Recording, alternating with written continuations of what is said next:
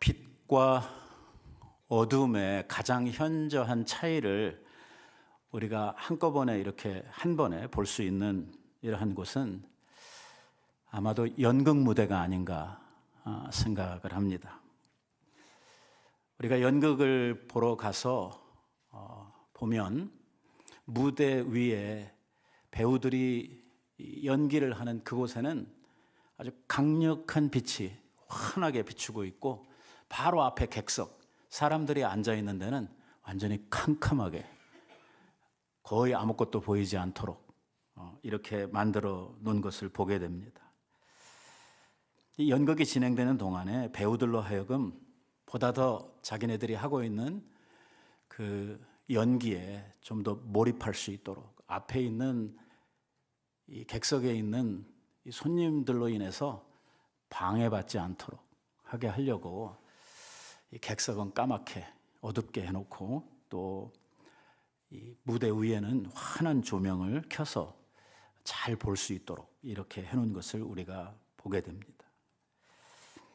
그리고 객석에 앉아 있는 우리 손님들은 그 위에서 연기를 하는 배우들의 그 눈빛 하나, 손동작 하나, 이것을 놓치지 않고 다 보려고 눈을 크게 뜨고 관망을 하고 있고, 또 그들이 무슨 말을 하는지 그 얼굴 표정까지도 집중을 해서 그 연극에 빠져들곤 합니다. 분명한 것은 뭐냐면, 객석에 불이 꺼져 있고 잘 안 보인다고 해서 거기 아무도 없다, 그거는 아닙니다. 객석은 어둡지만 그 안에 사람들이 꽉 차 있죠. 우리 그리스도인들은 마치 무대 위에서 연극을 하는 배우들처럼, 그래서 자기의 연기를 통해서 이 객석에 앉아 있는 많은 손님들을 감동시키고 그들에게 큰 어떤 의미를 주는 이러한 배우들처럼, 오늘 우리 그리스도인들의 삶은 어두움 가운데 있는 불신자들에게 노출되어져 있는, 환하게 보여지는, 나타나는 이러한 삶을 살아가도록 되어져 있습니다. 어두움에 있으면 뭘 하는지 잘 안 보이지만 빛 가운데로 나오면 뭘 하는지 눈 깜빡이는 것까지 다 환하게 볼 수 있는 것처럼, 어두움에 있는 사람들, 어두움에 있는 세력들은 빛 가운데 나와 있는 이 배우 같은 성도들의 일상을, 우리들의 행동을 눈 하나 깜빡이는 것까지 다 상세하게 관찰하고 보고 있다는 것입니다.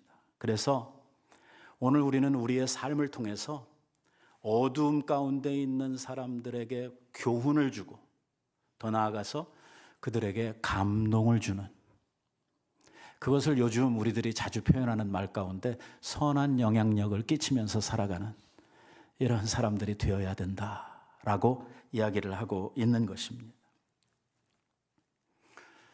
성경에서는 이 빛에 대한 이야기를 상당히 많이 여러 곳에서 하고 있습니다. 하나님의 말씀에 대한 깨달음, 이걸 이 빛으로 표현해 놓은 이러한 곳이 있고요. 또 어떤 데 보면 하나님의 인도하심과 우리 성도들을 보호해 가시는 이 하나님의 사역에 대해서 빛이라 이렇게 표현을 해놓은 곳도 있습니다.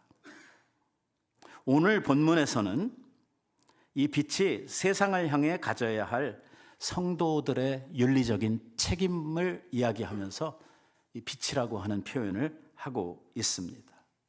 아까 우리가 읽었던 말씀의 첫 절에 보니까 너희가 전에는 어두움이더니 이제는 주 안에서 빛이라.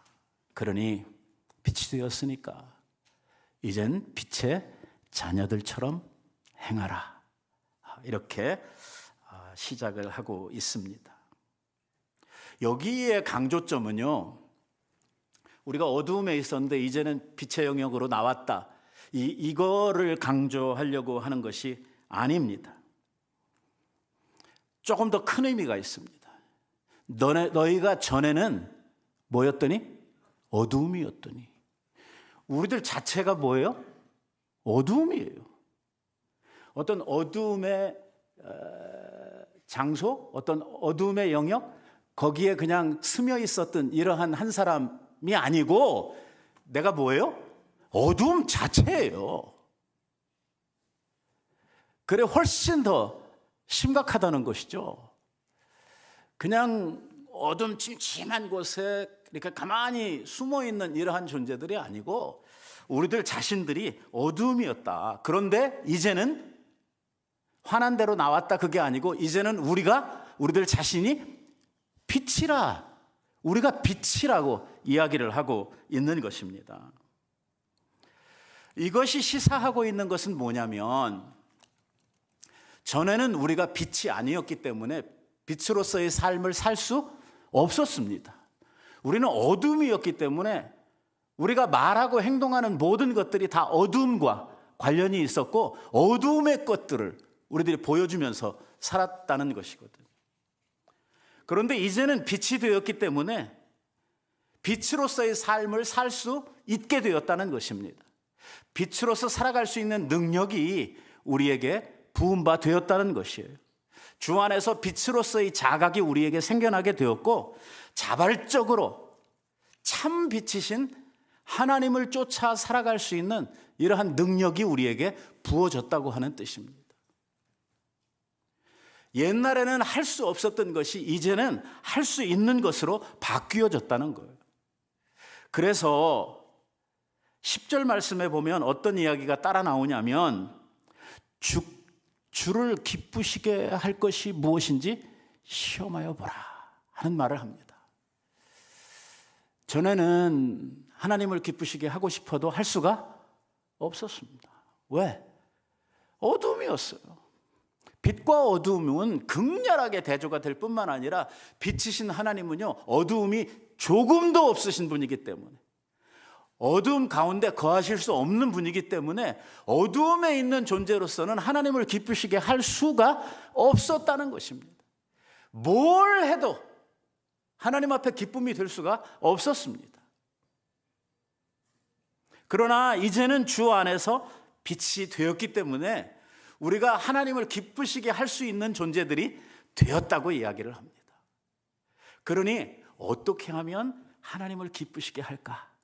이것을 생각하라는 것입니다. 그리고 시도해 보라는 것입니다.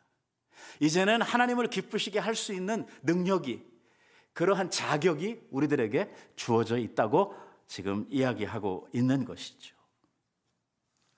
어두움 가운데 있었을 때는 우리가 선한 것을 분별하고 선한 것을 알 수 있는 지각 자체가 열려 있지를 않았습니다. 생각하는 모든 것이 다 악하고 어두움에 속한 죄된 것들이었죠.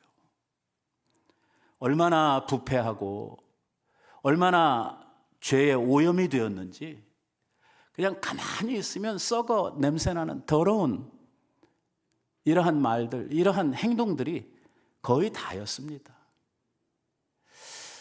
우리가 지금 말씀을 생각하고 있는 이 주제들이 어디에서부터 지금 나왔냐면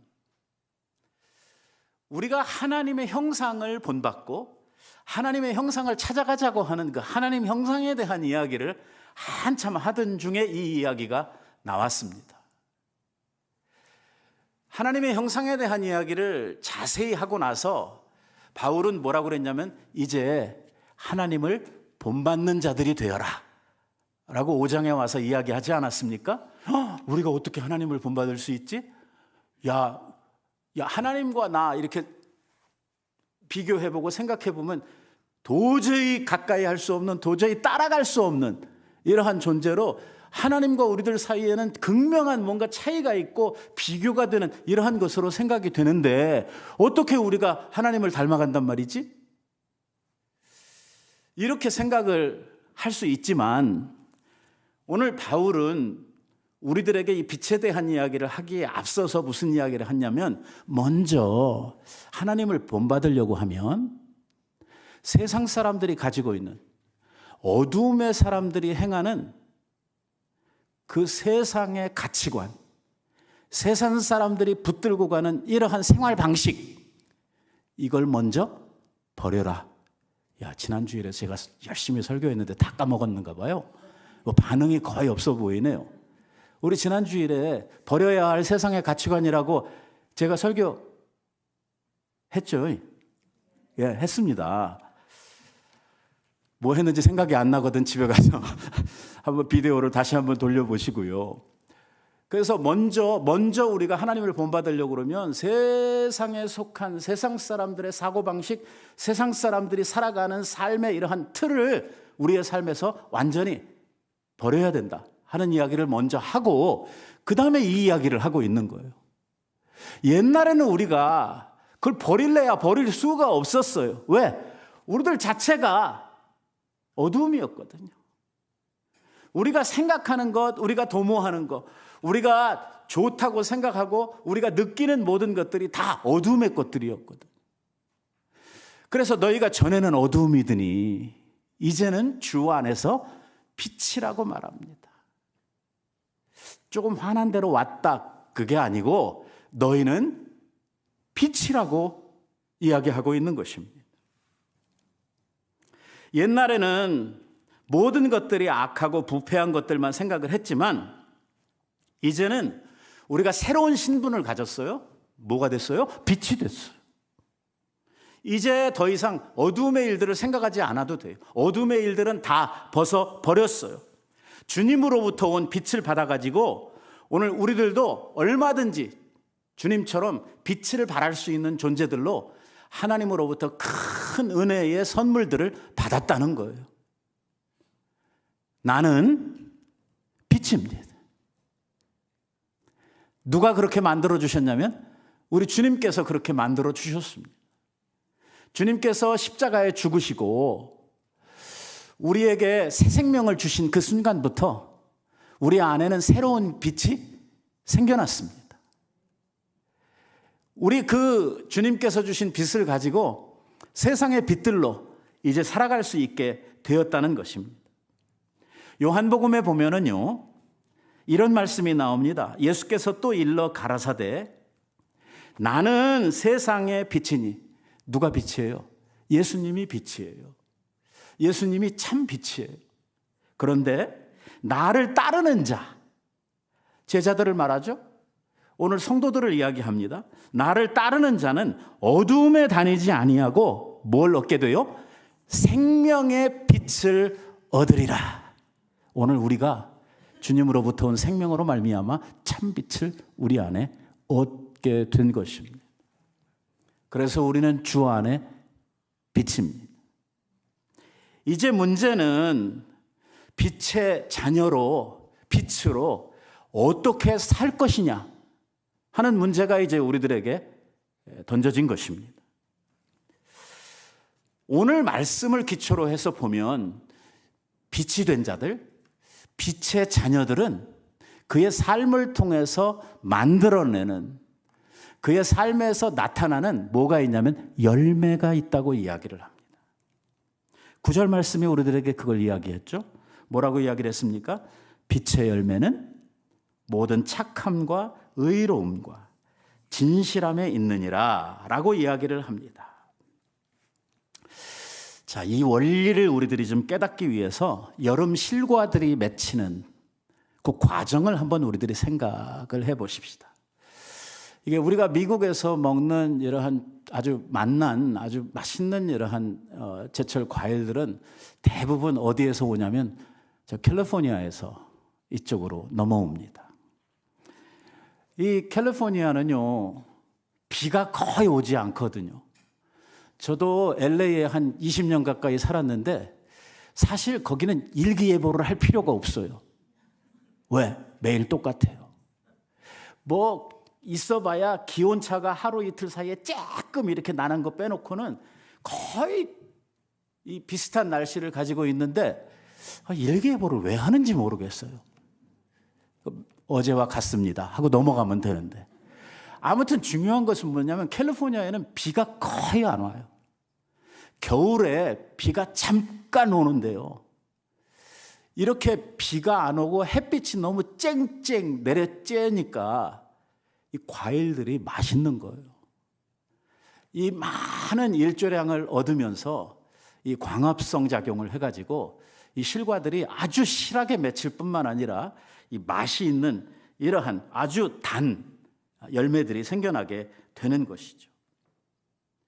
오늘 우리가 빛의 열매를 맺는다 할 때에 참 빛이신 우리 주님으로부터 우리가 그 빛을 받게 되는 것입니다. 먼저 주님으로부터 오는 그 빛을 받아가지고 그 주님이 주신 빛으로 우리들이 세상을 향해서 그 빛을 발산하는 이러한 반사체들이 되는 것이죠. 우리는 빛 자체는 아닙니다. 참빛은 누구셔요? 예수님이십니다. 우리는 뭐냐면 빛을 받아가지고 그 빛을 세상에 다시 돌려내는 이 빛을 반사하는 이러한 반사체와 같습니다. 이게 조금 좀 약하기는 합니다만은 달과 별을 여러분들이 보시면 이것들이 밤이 되면은 환하게 빛을 비추죠. 어두워진 밤을 이 달빛을 이용해서 사람들이 활동을 하고 길을 가게 됩니다. 달은 빛을 내지만 발광체입니까? 아닙니까? 아닙니다. 이 달은 해로부터 빛을 받아가지고 반사하는 반사체입니다. 근데 이게 달빛이 조금 너무 희미해가지고 제가 별로 예로 들고 싶지 않았어요. 그러나 문제는 뭐냐면 우리는 참빛, 그러니까 빛 자체는 아니에요. 하지만 오늘 예수 그리스도로부터 오는 그 빛을 받아서 그 빛을 다시 세상을 향해 반사해내는 이러한 반사체들이라고 하는 것입니다. 이 빛을, 주님으로부터 오는 빛을 많이 받으면 더 실한 열매들을 낼 수 있는 것이죠. 그러니까 이 여름 과일이 맺혀지는데 캘리포니아 쪽에서 나온 과일하고 저 그린란드나 아니면 저 알래스카 같은 데서 나온 과일하고는 상대가 됩니까? 안 됩니까? 안 되죠. 거기서는 과일을 아예 재배를 거의 못해요. 뭐 이쪽에 동쪽에 우리 살고 있는 여기에서도 과일 나무들 심고 뭐 나는 과일들이 있기는 합니다만은 그 캘리포니아처럼 풍성하고 많은 과일들을 내지 못합니다. 왜? 일조량이 작으니까. 무슨 이야기입니까? 주님으로부터 많은 빛을 받는 이러한 사람들이 그 빛을 받아서 좋은 열매들, 실한 열매들을 낼 수가 있다는 것입니다. 중요한 것은 좋은 열매를 맺기 위해서 먼저 우리들은 주님으로부터 오는 이러한 빛을 많이 받아야 된다고 하는 이러한 이야기이죠. 그리스도로부터 반사되는 빛이라고 하는 것은 주님께서 우리들에게 가르쳐 주신 인격적인 말씀을 가르칩니다. 우리 성도님들이 우리가 신앙생활을 하면서 주님과 함께 동행한다, 하나님과 함께 동행한다 하는 말을 참 많이 합니다. 그런데 많은 분들이 오해하고 있는 부분이 있어요. 그게 뭐냐면 주님과 동행한다 그러니까 어떤 내 속에, 내 마음에 뭐 예수님에 대한 이런 어떤 내 스스로의 어떤 이미지, 어떤 이런 그림 같은 것을 이렇게 속으로 상상을 해서 주님 내 안에 계시지요, 오늘도 나와 함께 갑시다, 뭐 이런 걸로 생각을 하시는 분들이 있어요. 그렇게 주님과 동행하는 거 아닙니다. 오늘도 뭐 내 옆에 이거 아니에요. 선재하신 예수 그리스도는 뭘로 계셨냐면 말씀으로 계셨습니다. 요한이 이야기하는 겁니다.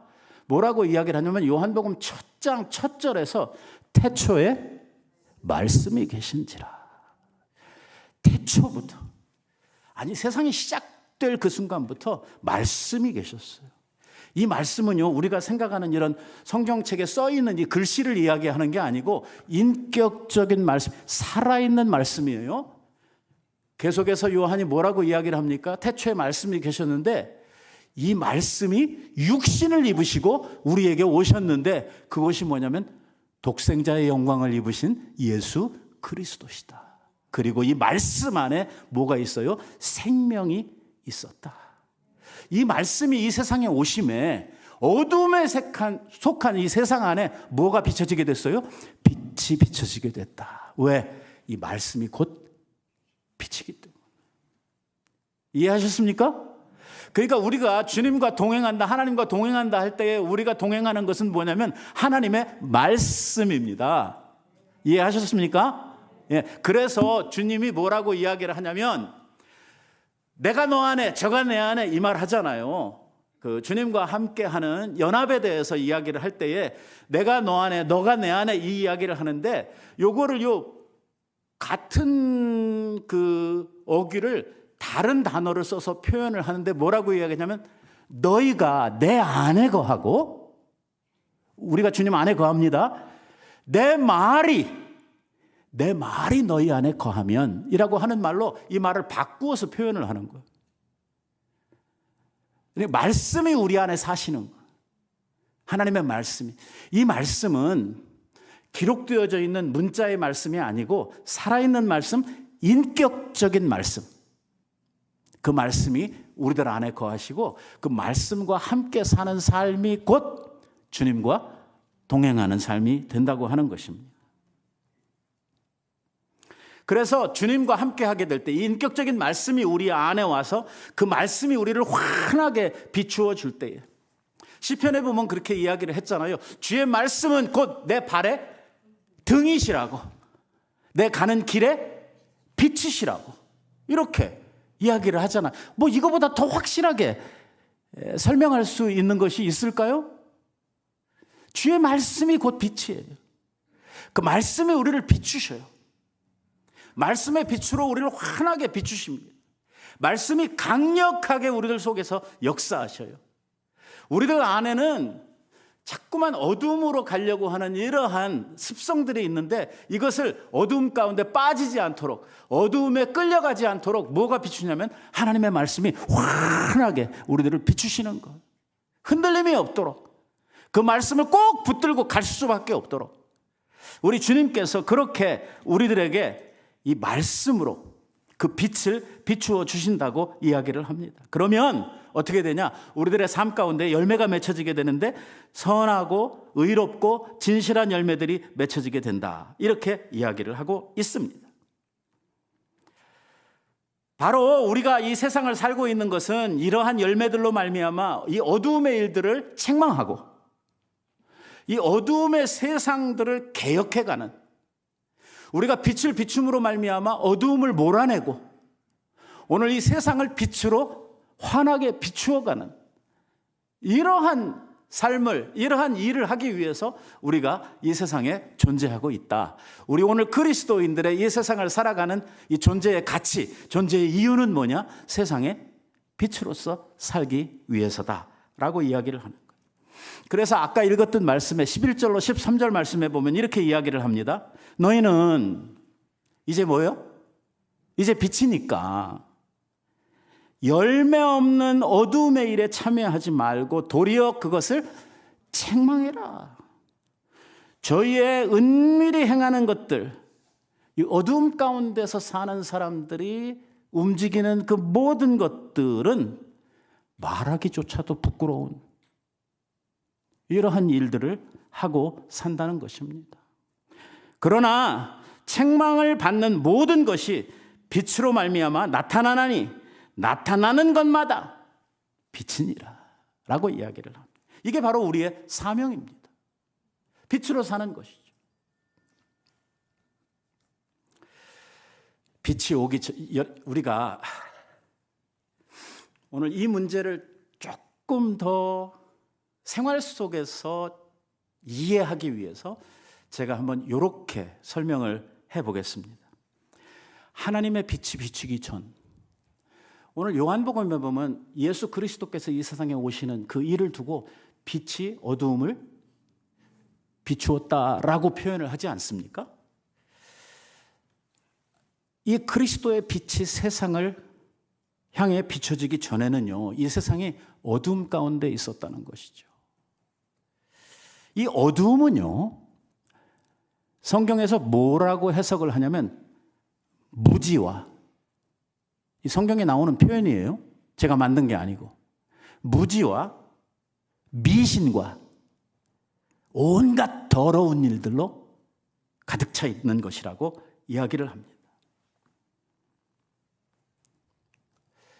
성경을 통해서 보면은요, 하나님 없는 사람들, 그리스도 없는 세상에 살던 사람들의 생활 행태들이 이렇게 나타납니다. 암몬 사람들이 전쟁을 나가기 전에 승리를 기원하기 위해서 자식을 잡아가지고 불에 태워서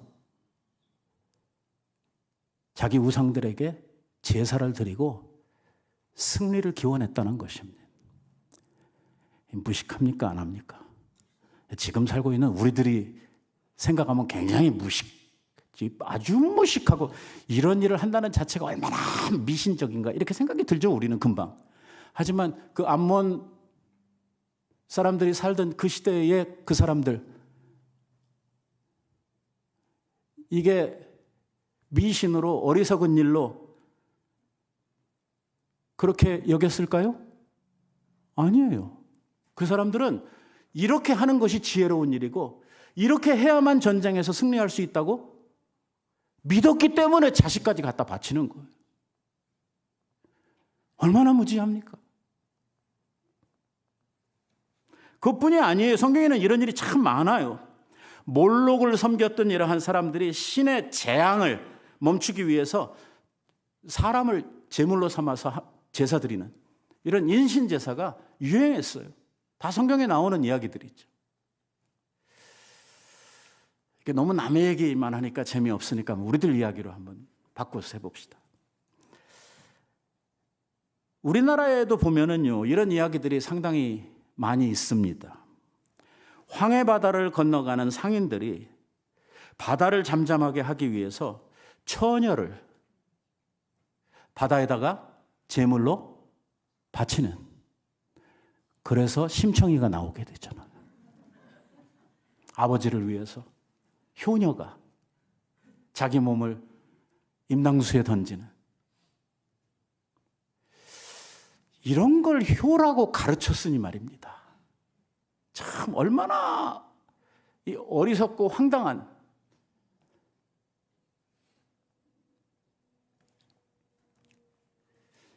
신라 시대에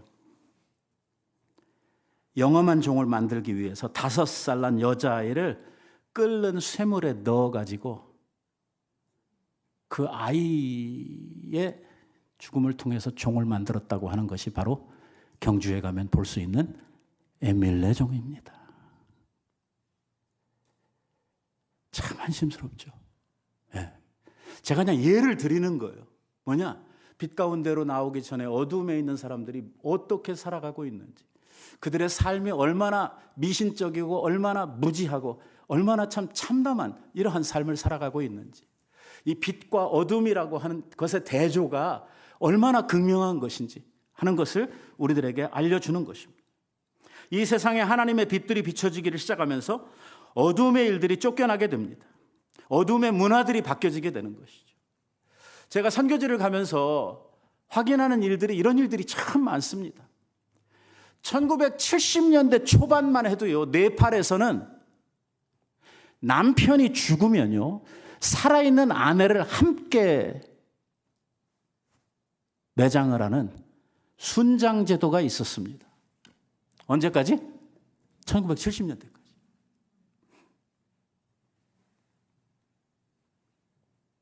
그런데 그 네팔에도요, 그 미신 많은 그 네팔에도 이 기독교가 전파가 되게 되고 선교사들의 영향력과 그리고 이 많은 유엔에 있는 이 기독교 국가들의 압력으로 더 이상 순장을 하지 못하도록, 그래서 이제는 네팔에서 순장하는 일이 없어지게 됐죠.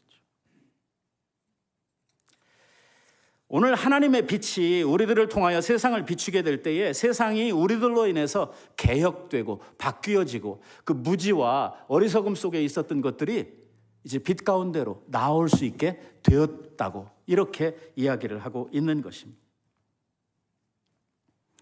오늘 우리들이 선함과 의로움, 진실함 이렇게 이야기하면 상당히 좀 추상적인 개념으로 우리들이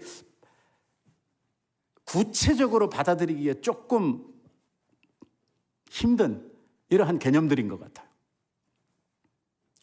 의로움은 어떤 의로움인가? 정의로움. 그러니까 정의를 위해서 나는 정의의 사도로 살겠다. 그런 의의 아니거든요. 하나님의 의를 말하는 거거든요. 그러니까 누가 전철에 처죽게 생겼는데 뛰어들어가 가지고선 사람 꺼내주고 자기가 죽는 이런 의를 말하고 있는 것이 아닙니다. 오늘 하나님의 의 그리고 진실함, 착함 이런 것을 이야기할 때에 이 말을 쉽게 이해하기가 어려우니까 그 반대의 개념을 생각을 해보면 이게 뭔지 조금 더 우리한테 이해하도록 쉽게 다가오게 됩니다. 이 착함과 의로움과 진실함의 반대 개념이 뭐냐면요. 착하다, 반대 개념, 악하다는 거예요. 사악해요. 야, 어떻게 생각하는 게 저렇게 사악할 수가 있나, 사람이. 그 악함의 반대 개념. 또 불의하다는 거예요. 불의하다.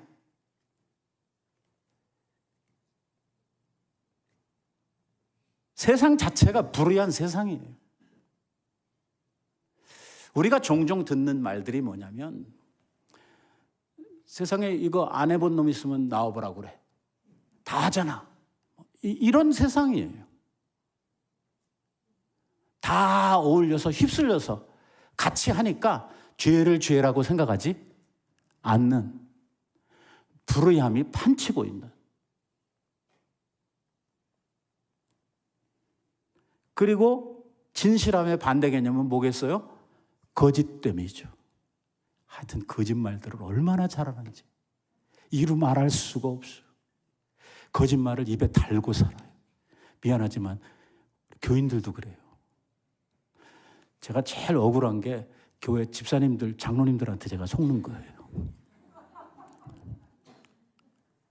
제가 딴 데서는 속을 데가 없어요.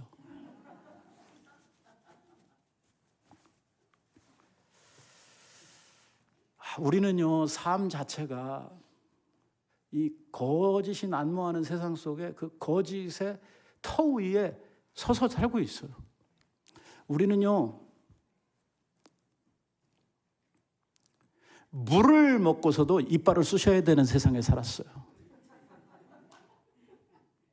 왜? 예. 그렇게 사는 게 사람다움이라고 우리는 배웠어요. 적어도 이렇게 사는 것이 양반들의 삶이라고 이렇게 배웠죠. 거짓과 위선, 이건요, 교회가 반드시 깨부셔야 할 가장 무서운 죄악 중에 하나예요. 우리가 잘 부르는 찬송, 부흥이라고 하는 찬송이 있어요. 아시죠? 부흥이라고 하는 찬송. 교회에서 너무 많이 불렀잖아요. 거기에도 보면 그런 가사가 나와요. 거짓과 위선을 깨뜨리자고. 오늘 교회의 성도들이요, 위선으로 가득 차 있어요. 전부 다 교회에 올 때 가면을 하나씩 쓰고 와요. 실제 모습이 아니에요. 이게 집에 가면 금방 달라져요. 말도 달라지고 표정도 달라지고. 이거는 하나님의 자녀들이 살아야 될 삶이 아니라고 이야기를 하고 있습니다. 악한 세상, 불의한 세상, 이 거짓된 세상 가운데서 너희들은 그들과 함께하지 말라는 것입니다. 우리가 하나님의 자녀가 되고 난 후에도 계속해서 이런 곳에 호기심을 가지고 이런 곳에 기웃대고 있다고 하면 오늘 우리의 삶 가운데 빛의 열매가 맺혀질 수 없다고 이야기를 합니다. 이러한 삶의 방식을 거부하는 이러한 삶을 살아야 되는데 이것을 가르쳐서 어두움의 일을 책망하는 삶이라고 성경에서는 이야기하고 있는 것입니다. 여기서 책망한다는 말은 저 세상 사람들 좀 나쁜 짓 하고 좀 악하게 사는 사람들 앞에 가가지고 니들 왜 그렇게 사냐고 소리를 아각 지르면서 막 이렇게 따지라는 그런 의미가 아니고요. 오늘 우리들 자신의 삶이 옳게 빛된 생활을 함으로 말미암아 어두움에 있는 사람들이 우리를 보고 부끄러움을 느낄 수 있도록 자기 자신의 삶에 대해서 스스로가 책망을 받을 수 있도록 그렇게 살라는 것입니다. 우리는 이 악한 세상, 불의한 세상, 거짓된 세상에 살면서 우리는 세상으로부터 많은 유혹을 받습니다. 뭐 나쁜 짓도 같이 하자고 그러고 나쁜 데도 같이 가자고 그러고 뭐 세상 살다 보니까 세상과 딱 끊고 살 수는 없잖아요. 여러분들 친구들 가운데 불신자들도 있고 뭐 많잖아요. 이 세상 가운데 살면서 우리들이 어떻게 내 빛됨을 유지하고 살아갈 수 있느냐 하는 문제죠. 저는 세 가지 방법이 있다고 생각을 하는데 첫째는요. 그들이 죄로 유혹할 때에 그 불의함이나 그 악한 일을 같이 하자고 도모하자고 이렇게 이야기를 할 때에 우리들이 거부하는 방법 중에 첫째는요. 침묵으로 거부하는 일이 있습니다. 어디 좋지 않은 일을 하자고 하거나 악한 모의에 동참해 올 것을 요구할 때에 그 요구가 강력하지 않으면 나를 향해서 딱 핀포인트를 잡아가지고 나를 이렇게 끌어가려고 하는 게 아니면 침묵함으로 이러한 모의에 함께하지 않는 것입니다.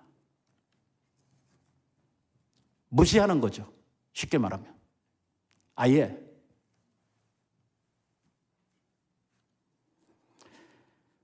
그 다음에 이런 요구들을 해오는 사람이 내 아랫사람이거나 내 말을 들을 수 있는 지각을 가진 사람이라고 하면 이러한 사람들에게는 분명하게 내 의사를 밝히고 그들에게 옳은 길을 가르쳐줘야 될 필요가 있습니다. 일단 나는 그런 것을 원하지 않는다고 하는 것을 밝혀야 합니다. 왜냐하면 우리가 우리들 자신의 입장을 확실하게 밝히지 않음으로 말미암아 상대방으로부터 많은 오해를 받는 이러한 경우가 있어요.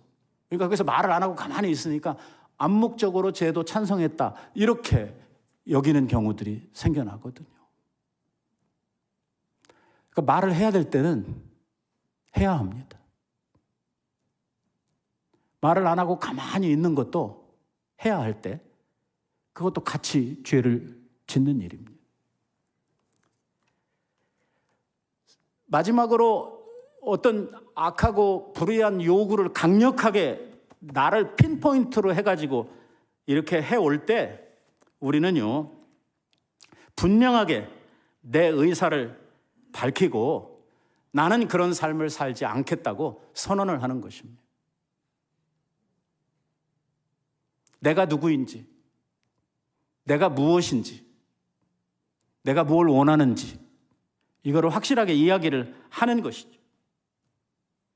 내가 이렇게 이야기하면 상대방이 좀 미안해 할까 봐, 내가 이렇게 이야기하면 관계가 좀 소원해질까 봐 이렇게 강력하게는 말 못하고 그냥 구렁이 담 넘어가듯 대충 이렇게 넘어가려고 하는 그런 건 안 됩니다. 말을 해야 될 때는 해야 합니다.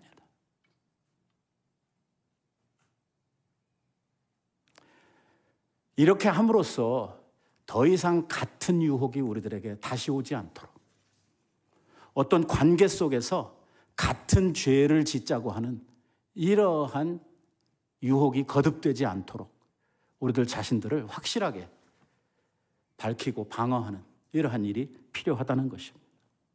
여러분, 우리가 살고 있는 이 세상은요, 모든 사람들이 누군가에게 다 영향력을 미치며 삽니다. 그냥 살아있는 존재, 숨 쉬는 것만도요, 다 영향력을 줍니다. 여러분 식당에 가가지고선 종업원이 뭐 전혀 모르잖아요. 여러분 식당에 종업원이 여러분들 느끼기에 조금 불친절해. 뭐 꼭 안 그럴 수도 있지만 내가 생각하기에 그릇을 좀 이렇게 놨어. 뭐 갖다 달라고 그러는데 제때 안 갖다 줘. 그러면 화가 납니까 안 납니까? 그 사실 뭐 바쁘니까 그럴까 보다, 그럴 수도 있다 이렇게 하고 넘어갈 수도 있지만 그런 작은 것들, 그리고 그 관계를 보면 그렇게 내가 알지도 못하고 나한테 그렇게 큰 영향력을 줄 것 같지도 않은 이러한 사람들이 우리들에게 영향을 줍니다. 가까운 사람들은요, 표정만 가지고도 영향을 줍니다. 그렇습니까? 안 그렇습니까? 설명 안 하겠습니다. 우리 교회도요, 이게 들어오면서 제 얼굴 보고 저를 막 이렇게 읽으시는 분들이 계세요. 오늘 목사님 뭐 무슨 일이, 이렇게 말씀하시는 분들이. 왜? 그냥 가만히 있어도 우리는 다른 사람들에게 뭔가 영향력을 미쳐요. 나쁘고 부정적인 영향력도 미치지만 이 좋은 선한 영향력도 미치거든요. 내가 밝고 내가 기분이 좋아 보이고 내가 뭔가 다른 사람들에게 이 긍정적인 이러한 에너지를 줄 수 있으면 얼마나 좋겠습니까? 우리 가족들에서부터 이런 하나님의 빛으로서 이 빛됨, 이 착함, 의로움, 진실함, 이러한 데서 생겨나는 이 빛의 열매들이 맺혀질 수 있어야 합니다. 나를 통해서 사람들이 그리스도를 발견하고 나를 통해서 사람들이 하나님의 빛을 볼 수 있어야 할 것입니다. 우리는요, 빛이기 때문에 얼마든지 빛의 일을 할 수 있다고 말씀하고 있습니다. 그래서 오늘 하나님께서는 우리들에게 엄청난 대명을 주시고 있는 것입니다. 너희는 세상의 빛이라. 너희의 빛을 사람들에게 비추게 하여 저희들로 너희의 착한 행실을 보고 하늘에 계신 너희 아버지께 영광을 돌리게 하라. 이게 하나님께서 우리들에게 주신 큰 사명 가운데 하나입니다. 우리는 이 세상을 살며 많은 사람들에게 이 선한 영향력을 끼치고 그 사람들로 하여금 나로 인하여 하나님 앞에 영광을 돌려드릴 수 있도록 하게 하는 것, 이것이 바로 우리가 해야 될 일이라고 이야기를 하고 있는 것입니다. 여러분, 절대로 나쁜 일인 줄 알면서 함께하면 안 됩니다.